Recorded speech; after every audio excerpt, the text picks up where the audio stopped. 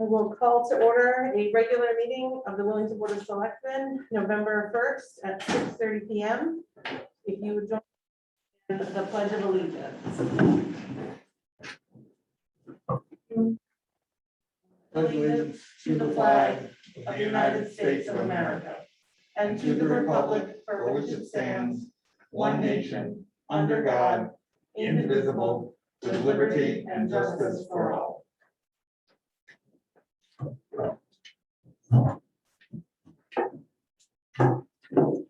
Item on our agenda is approving minutes from our last regular meeting of October 18th.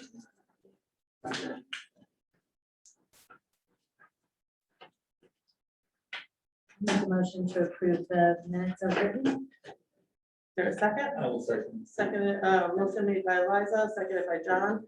Any discussion? All those in favor? Aye.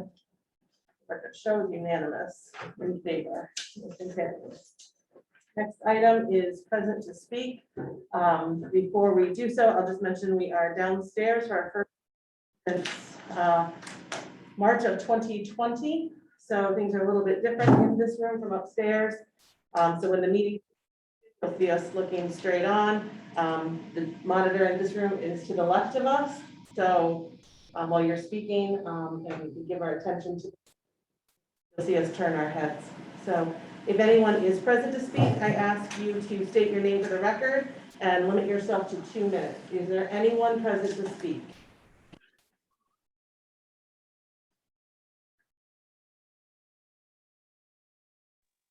Hello, Erica. Hi, I'm present to speak. Can you hear me? You can state your name for the record. Peter Tanaka, 125 Mason Road.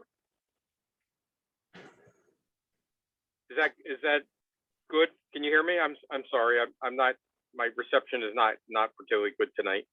The reason I came tonight was after watching the meeting on the 18th. I was a little disturbed about the conversation regarding the Connecticut State Troopers at the town meeting on the building committee. Primarily, I was disturbed because it was there that I learned that Erica and Liza had received threats that they considered credible, and that disturbs me greatly.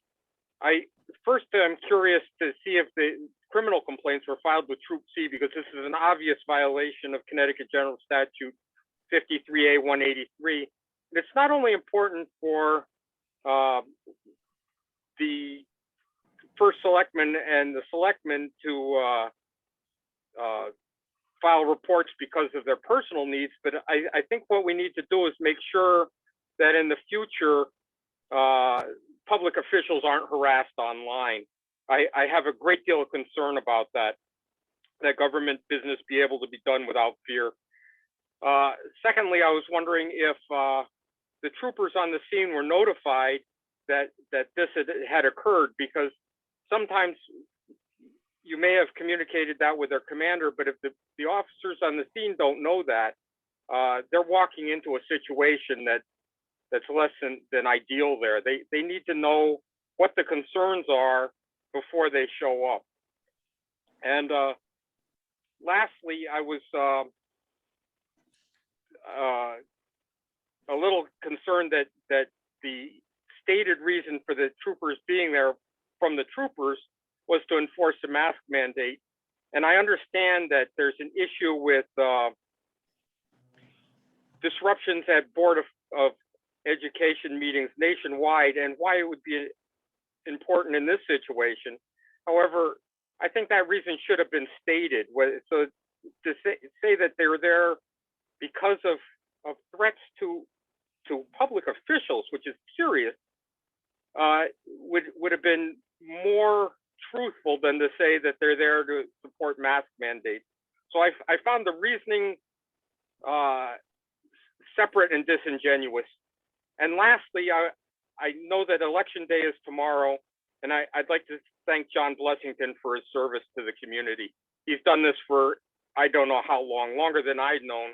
And I know that the reason you do that isn't for the pay, but for the love of the community. And I'd like to thank John for that. That's all I've got. Thank you. Is there anyone else present to speak?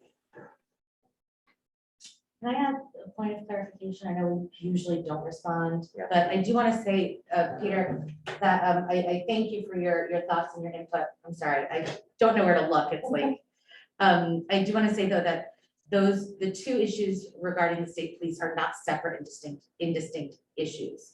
They are a combined issue. They're the same thing. The threats, generalized threats have been made to those who support mask mandates. So those were they're the same issue. You can't separate the personal individuals who support mask mandates are getting from the overall concern of supporting mask mandate issues in public events. So they are not separate issues. I just wanted to be clear that those two things are completely tied together. Thank you. All right, is there Yeah, anyone else? I understand that we're not in a back and forth, and I understand that they're very similar, but I don't think half of that was mentioned. You had your time to speak. Is there anyone else on the call who would like to speak? Arthur Christensen. Yes?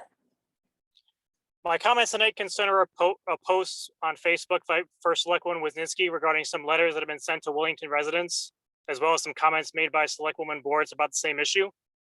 The First Selectwoman noted that some anti-abortion letters have been mailed to homes of Democratic candidates, as well as homes of those with Democratic signage in their yards. She goes on to say that this behavior is harassment and the police have been notified, all appropriate. Selectwoman Boards echoes this sentiment by commenting on a different post on these same letters saying, quote, "The actions of a very conservative individual who definitely aligns themselves with the Republican Party, or at the least is very anti-Democrat," end quote. Boards also says, quote, "This is representative of the ideals the WRTC has been professing this election season," end quote. Selectwoman Boards' comments go from assumption to an outright lie. There is nothing in these letters to indicate the political leanings of anyone, as there is no mention of any party. The assumption is made on content, but do you not know any Democrats or independents to be religious or anti-abortion? And when in this election cycle has the WRTC posted, talked about, or professed any religious content? They haven't, and your comment about them is a blatant falsehood. As we learned from the town attorney's letter, the actions of an individual isn't a reflection of a group. There is also the hidden assumption that these letters only went to Democrats, therefore this person is not a Democrat. How could you possibly know that? What if others in town received this letter and tossed it in the garbage where it belongs, or chose not to share it or report it? You can't say anything about these letters without certainty. Based on the limited information you have, you've done it anyways as public officials. And finally, the most egregious act in the situation was the First Selectwoman's final comments in her post. Quote, "Whomever sent this is surely voting. Send them a message of your own by voting for Wellington's entire Democratic team on Tuesday, November 2nd, end quote." This leaves us with two possibilities. One, this is a political stunt perpetrated by somebody who wants to keep religion a hot button topic in town until after the election is over. Or two, these letters are real. People are concerned so much so that the police have been involved. And the First Selectwoman took this opportunity to capitalize on those fears and use them to promote her reelection and the election of the town's Democratic slate. I honestly don't know which one is worse, but I'm going to let the town decide. Thank you. Is there anyone else present to speak?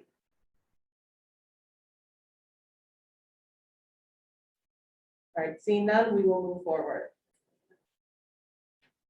We have no correspondence to note. We'll move on to First Selectman status.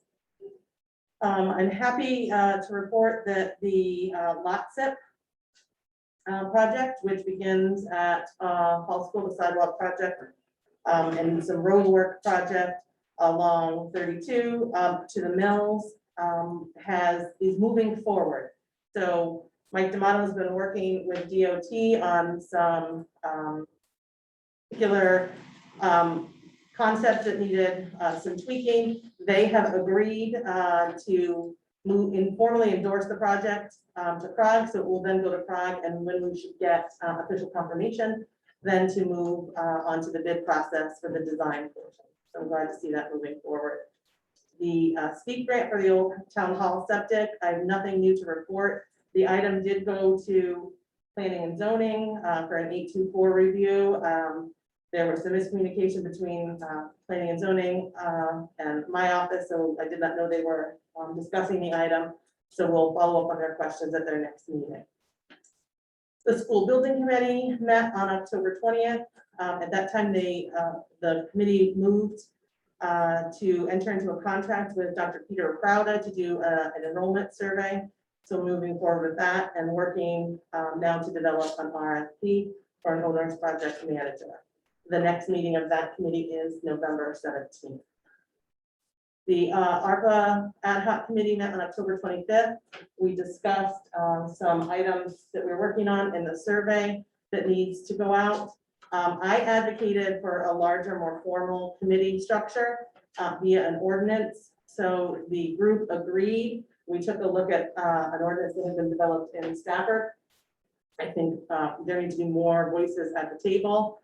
And it's really important. So I will have a draft proposal at our next meeting on November 15th from that group. And the group decided to hold off on the next meeting until such time as this topic is taken up. Union negotiations. I believe in the month of November, we should be formally meeting. So I hope to have some resolve to this issue fairly soon. The Conservation Commission, if you recall, was planning to file a deep grant to purchase the remaining piece of the Talmadge property off of Mason Road. I signed the sales agreement last week. We've come to a consensus with the owners, and so now they're ready to put their grants to bed and send it out. So hopefully this week, the grant, they continue to extend the deadline for the grant. And so hopefully this week that will go out to deep, and we look forward to positive outcome. As far as COVID, vaccines have continued to go up here in Willington. We've had 29 more fully vaccinated individuals, which represents 58.39%. And we've had 7 more positive COVID cases. Relatively small numbers from what we've seen. So I think we're moving in the right direction. And the vaccine has been approved in younger children. So I think we'll start to see our numbers increase there. Potentially, we should say. The Cadle Rock property, we haven't talked about this in some time. I will tell you that as of tomorrow, the properties will transfer to the towns, with the town of Ashford, the town of Mansfield, I'm sorry, the town of Ashford, the town of Willington, as a matter of law. The deeds will be recorded and the properties will be the towns as of tomorrow. With that said, there is pending litigation. The Cadle Rock owners are challenging the tax sale and filed an action to nullify it. The towns have filed for a quick disposition of the case, basically saying we followed the law, Cadle Rock knew of the tax sales, and they didn't redeem by paying us back the taxes. Our tax attorney is confident in the outcome and fully expects us to prevail. Any comments or questions? And the last item I have is, as the selectmen know, and the public is aware, we did have a break-in here at the town office building on Saturday, October 23rd.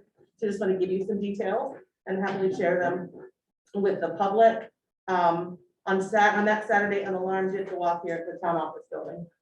It has happened before. It is not unusual. Public Works Director was notified by the security company, and he asked Connecticut State Police to respond. Neither he nor I were able to physically get to the building, which if we are here, this was a Saturday evening, we couldn't get here. If that's possible, one of us typically would respond. Seeing as that was the case, we still asked for CSP to respond, and we've had multiple false alarms in the past, and I believe this was another. Both Troy and myself had the cameras on accessible on our phone to watch. We don't have the ability to go back and review. That's only done from the cameras here. I apologize. So on the quick visual, there seemed to be nothing. It did take the troop about 30 minutes to respond. They checked the outside of the building. We can see that in our camera footage, and found nothing. So we believed it to be another false alarm, which we have responded to in the past. On Tuesday morning, I was notified by the superintendent that there had been a situation at the school on Friday evening that he had just been made aware of. And he asked if he could see our camera footage to see if on the road we could potentially see the individuals that were attempting to gain access to Center School. So when reviewing the footage, we did see two individuals on a quad parked outside the town office building, away from the property, and then walk away from the property and then onto Old Farms Road. So at that point, I thought it was important that we go back and take a look at the footage from Saturday night, because maybe this was connected. Just to be sure that what we thought was a nothing alarm, a false alarm, and what we found was footage saying what appeared to be the same individuals parking in the same spot away from the town office building. The footage continued to show them gain access to the attic, we believe from the roof. We have footage of them entering from the attic door into the main hallway in the building, at which point the alarm was triggered. I will tell you, within 10 seconds of them coming out of the attic, they set the alarm, and within 90 seconds, they were back out of the building on their quad and drove away back down Old Farms Road. So once we had confirmation, we contacted Connecticut State Police on Tuesday afternoon, made a report, worked with them to get footage from our camera system, and we got that to them late on Tuesday. The information from State Police was then released on Thursday. Immediately after making my statement to the state police, I spoke with the staff who was still here in the building, made them aware of what had happened. We talked about safety measures that we have in place and looking forward to potential adjustments to those measures. I then followed up with an email to both the selectmen as well as the entire staff and those who weren't in the building or those who don't work in this building. We do have staff that don't work here at the town office building. So what I want us to focus on here is that the safety and security of the building, the information in the building, the contents of the building, and the people who work here is really important to us. And we do have safety measures there. And so what I'm going to be doing is looking at what additional features we may need to be put in place. I will tell you, as of this afternoon, I did receive an anonymous tip, which I have passed on to Connecticut State Police. So I don't know whether that will pan out to anything, but we passed along any information that came here. As you saw, that may have seen in their report, they do allow for anonymous information. So it came via a voicemail here to the town hall. We passed that along, so I hope that we'll be able to name the individuals. Any questions on that matter? I just did want to comment. Sure. I learned about this on Facebook. I got a couple of calls from people saying what's going on, and I didn't know, so I called and talked to you. Mhm. And you said you had emailed me, and I went back and looking and discovered that my email, my town email had cut off a couple of weeks earlier, and so I was not receiving any town emails. I spent most of Friday afternoon on the phone with IT, and we finally got it working again. I apologize for working on the timer in this room. So, and I looked back and apparently my password expired. And I looked back at other organizations I'm a member of, if your password is expiring, you get an email saying your password is expiring, enter a new one. I couldn't find anything from the town, From Nova. Okay. on that, so we might want to make sure that they are sending those out. I wouldn't be the only one who would have to happen. But you're able to get all of your. We are back. Okay. They are working on multi-level authentication. That is one of the things with our Microsoft Office project that's going to happen. There were, I can tell you, John, there were individuals, and I didn't know which emails there were, that have never had their password had to be changed. I haven't Apparently you changed were one of mine those. in- I was one of those in 4 years, well, I would say longer, when I was through the board of that email. I never changed my email, so I came in one day to have to change my email. And so, I'm guessing the same thing happened to you, so apologize, we weren't aware that you weren't receiving emails. But I'm glad to see that was able Well, you could have emailed and told me. I could have emailed and told you that you weren't getting any emails. Yeah, I didn't get any notifications either. I signed on one day, but I guess it was within the window of acceptable time frame. They hadn't cut me off yet. Yes. Yeah, but no, I didn't get any notification until I signed in and they were like, no. So don't be surprised if within 90 days of doing that, you're asked to put in a new password again. So it's going to be regular. Every 90 days? I believe it's 90 days. Oh, I So can't. There are many members of our staff who have to change their passwords. We just weren't of the lucky few, but there were several of us here, so. Not knowing who those individuals were, which accounts they were, it didn't dawn on me. And so since we hadn't heard from you, it didn't, so I'm glad it's fixed now. Any questions about the issue? All right, we'll move on to Public Works. I think Troy is on this call.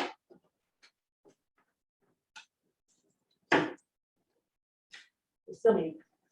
There you go.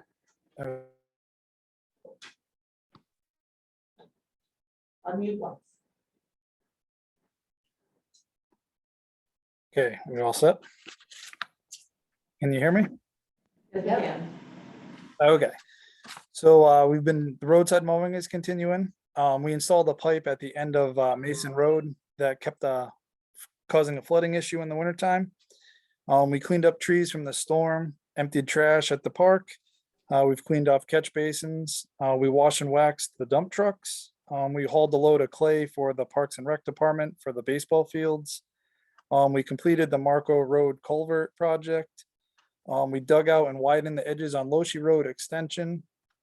We also conducted interviews for the assistant transfer station attendant. An offer has been made and we're just waiting back to hear from that. We put out the upcoming municipal election signs. We moved furniture at the town hall. And MCOR at the senior center is 100% done. The AC units and everything is working correctly and the new ones are all installed.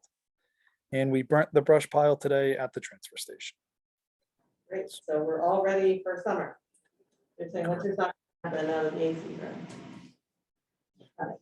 I just want, for clarification's sake, on the item Troy spoke about putting signs up for municipal elections, those were signs for the registrar's office notifying of the date of the election. And we appreciate here at the town office building, the help that they've done, moving some furniture for us. And I believe you may be aware, in the past, we've been able to obtain furniture from Yukon, from their surplus store. Municipalities are allowed to go in there. There's no cost to us. And they recently opened up again after closing for COVID. So we were able to obtain some new items for new desks, file cabinets, et cetera. So a little bit of upgrade for us here, but at no cost. So one man's trash is another man's treasure. So, and I want to really, my hats off to Troy and his crew especially for the work that they did on the culvert, fixing the culvert on Marco Road and working on Mason Road. I think we all know they have not stopped since our July storms. It's now November 1st. And it's a lot of work has gone into that. But if you're in the Marco Road area, check out the work they did with that new culvert. It's really good. So we hope that the water there continues to hold. All right, any questions for Troy? Seeing none, I'm gonna move forward to new business. Item A, award the contract for emergency communications software. If you recall, the emergency communications task force had recommended to this board the use of Everbridge. It's the system that the state uses for communication, and this is what we planned our budget on. So we obtained a new quote. They are state contracted vendor. So I will move to award the contract for emergency communications software to Everbridge for 3 years, totaling $18,941.44. Second? Seconded by Liza. Discussion. So you see in your packet, the 3 years of the contract broken out. What you see on the left-hand side, the quantity of 5566, that's the number of residents in town. And then the price on the right-hand side, the price now is $7,000 per year. They are offering it to us at $45.68 for year one. It's a little bit more aligned with the quote we received last year, so I appreciate that. It keeps us under budget for year one. With the one-time implementation fees, year one would be $49, $41, $44, and then years 2 and 3 would be $7,000. You can see in your packet some information on what the system includes. It does also give us 1 million credits, messaging credits per year. And the credits come at different levels. A text message is a certain number of credits, a phone message is another number of credits. Once folks go in, set up their individual user information and how they want to be notified. If they put text as their first notification, they get a text, it stops there, and they respond, it stops there, it does not go on to the next. If they have to continue on to email or phone, again, whatever those preferences were by the individual, it would use additional credits. So we did, Kelsey and I did some quick math, assuming 3 credits, which I believe was for an email. And if everybody used it, we should still have plenty, depending on the number of, obviously the variable is the number of times we use it. I have asked Chief Moore, who was the chair of the Emergency Communications Task Force, to reconvene that task force to work on drafting language so we can set up a policy on how it's used and what it's used for. I know we talked about being concerned that it would be used so frequently that people would opt out at some point, so we set some parameters and we have some versions from other councils. Any other discussion? Seeing none, I will call for a vote. John? Aye. Liza? Aye. Erica? Aye. Motion carries. Or to move on. All right, tax refunds. I'll start, feel free to jump in. Nope. I move to refund Core Logic a certificate of correction, an overpayment in the amount of $766.40. Second? Any discussion? Seeing none, all those in favor? Aye. Aye, motion carries. I move to refund Donna Hanson a certificate of correction in the amount of $25.19. Second. Seconded by John. Any discussion? All those in favor? Aye. Motion carries. I move to refund Honda Lease Trust a certificate of correction in the amount of $510.13. Second? Seconded by Liza. Any discussion? Seeing none, all those in favor? Aye. Aye. Motion carries. I move to refund Peter and Margot Nielsen a certificate of correction in the amount of $81.01. Second. Seconded by John. Any discussion? Seeing none, all those in favor? Aye. Aye. Aye. Motion carries. I move to refund Linda Shane a certificate of correction in the amount of $99.26. Second. Seconded by Liza. Any discussion? All those in favor? Aye. Aye. Motion carries. I move to refund Toyota Lease Trust a certificate of correction in the amount of $663.59. Second. Seconded by Liza. Any discussion? All those in favor? Aye. Aye. Aye. Okay, I move to refund Toyota Lease Trust a certificate of correction in the amount of $354.48. Second. Seconded by John. Any discussion? Seeing none, all those in favor? Aye. Aye. Aye, motion carries. All right. Next item is approving the 2022 holiday schedule. So I move to approve the 2022 town office building schedule as presented. Second. Seconded by Liza. Discussion. Mention that selectmen's, these are all holidays, federal holidays, and our policy leads, our union contract leads us whether they be on a Monday or a Friday, if they fall on a Saturday or Sunday, so you'll see some next year. Christmas Day, New Year's Day, specifically on a Monday. Selectmen's Day is a day of choosing by this board. For your appetite, I have chosen Monday, June 20th, 2022. That would coincide with the observance of Juneteenth, which was a new federal holiday this year, and it falls on Sunday, which would make the Monday the holiday. So not knowing what other day to use for selectmen, I propose that as the day to use. Any other discussion? Seeing none, I will call for a vote. John? Aye.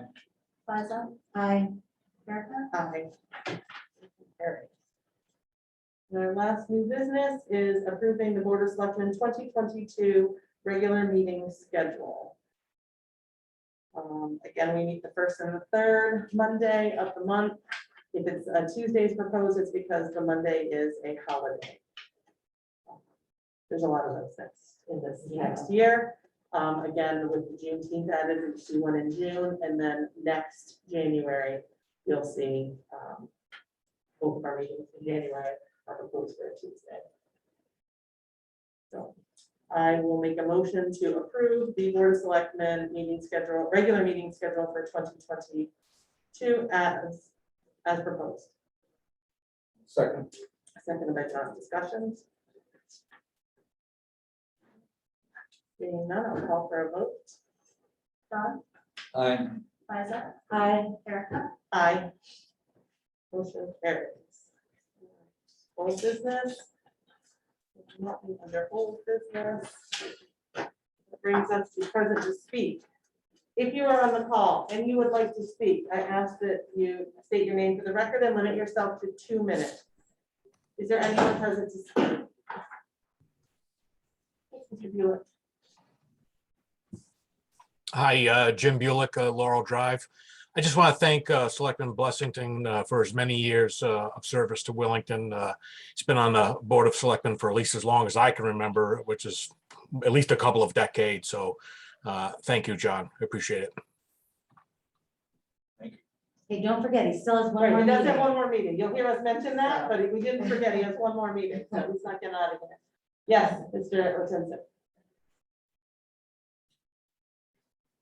Yes. Mr. Littleton. Peter Latinchich, 97 Trask Road. I also would like to thank Selectman Blessington for his service to our town. The minority representative on the Board of Selectmen is a very important part of the American political process.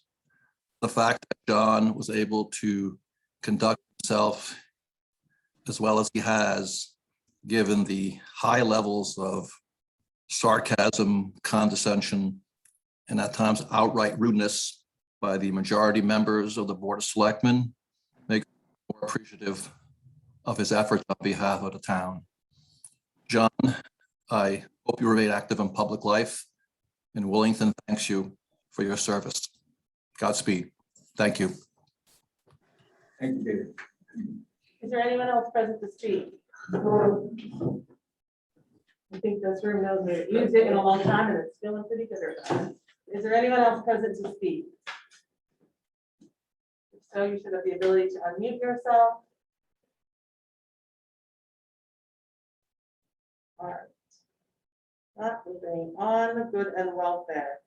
Mobile food share will be here at the town office building next Wednesday from 10 a.m. to 11:30 a.m. I do want to mention, although there's been information on the news about mobile food share discontinuing the drive-through process, emergency sites, Ours was approved to continue it with the drive-through model.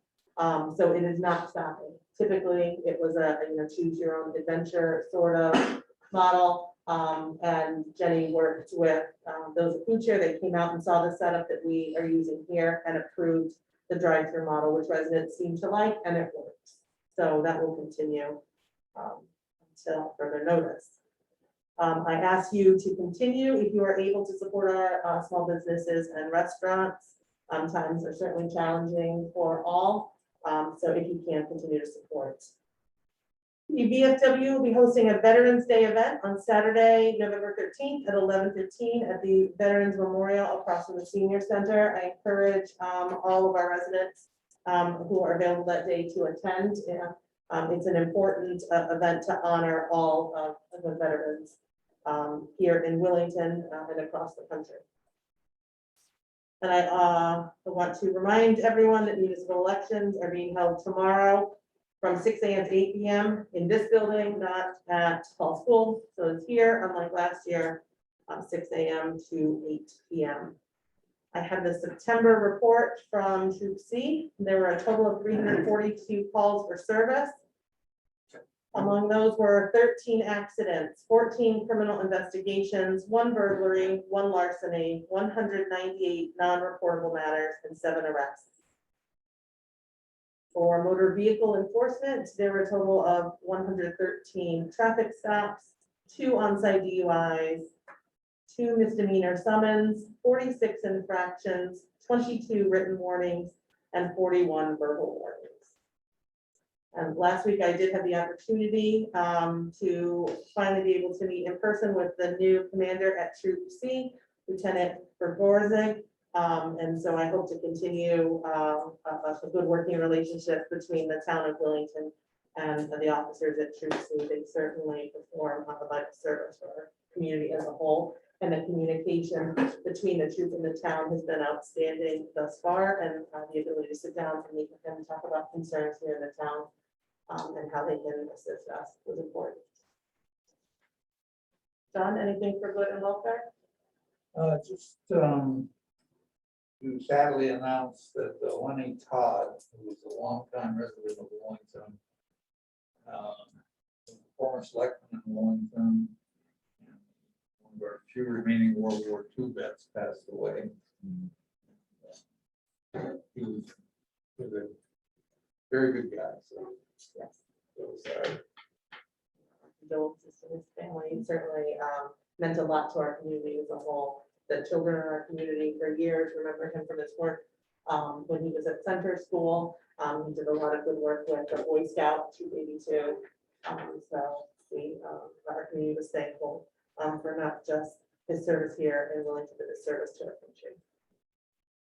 Liza, anything you'd like to put on there?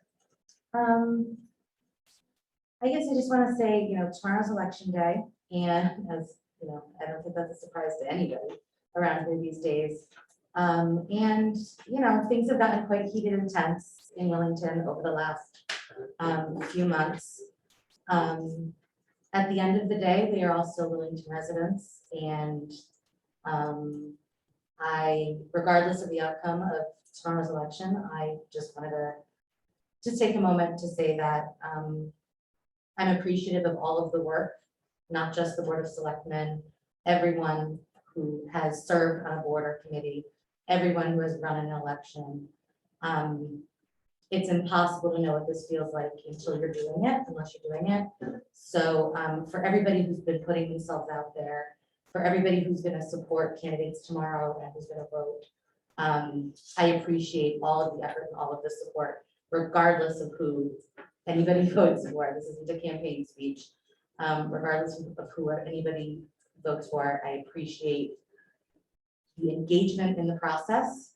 And I hope as we move forward, as Wellington residents, regardless of the outcome tomorrow, we are doing so understanding and appreciating each other's humanity. So that's my wish for Wellington. And I guess, we move forward with as much love in our heart as we can. For those sentiments. I want to also take a moment for those who do take the time to come in and vote tomorrow, to recognize the incredible amount of work that our registrar of voters, as well as the town clerk's office, put into making a safe and fair election happen in Wellington. None of this could happen without Christine Sappis and Suzanne Chapman. They work diligently to make sure that this process, again, is a fair and safe election in Wellington. So if you're in and around and you see a poll worker, thank them for what they do on election day. With that, seeing no other business to conduct, I will move to adjourn at 7:10. Okay. Non-debatable matter, all those in favor? Aye. Aye. Good night, all.